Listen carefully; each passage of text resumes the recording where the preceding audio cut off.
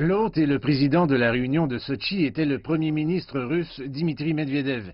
Il a souligné la nécessité de créer une banque de l'OCS, une idée qui était sur la table depuis 10 ans mais qui n'avait pas avancé. La Chine et la Russie, piliers de cette organisation, ont insisté sur la nécessité d'une intégration économique plus poussée entre les pays de l'OCS. Les membres semblaient y parvenir et à la fin de la réunion, ils ont annoncé que l'OCS continuerait sa transformation et passerait de la sécurité à la collaboration et à l'intégration économique et élargirait l'organisation, une question importante soulignée par le premier ministre Li Keqiang lors de ses rencontres bilatérales avec d'autres premiers ministres de l'OCS.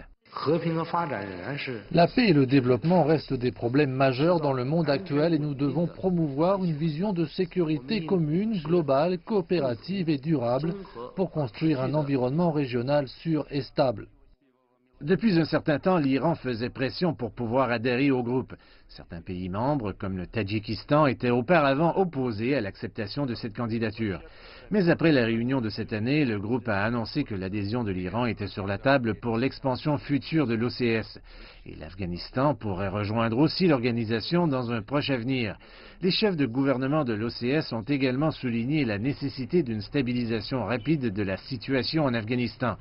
Ils ont affirmé que si cela n'arrivait pas, cela pourrait sérieusement compromettre la stabilité de toute la région.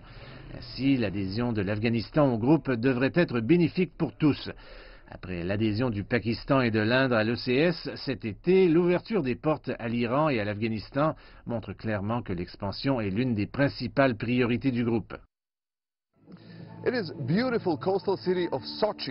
C'est la belle ville côtière de Sotchi où se termine l'année de la présidence russe de l'Organisation de coopération de Shanghai, une année d'expansion de l'OCS avec 2 nouveaux membres, une année de défis sécuritaires et, comme l'a déclaré le premier ministre Li Keqiang, une année de reprise économique mondiale progressive.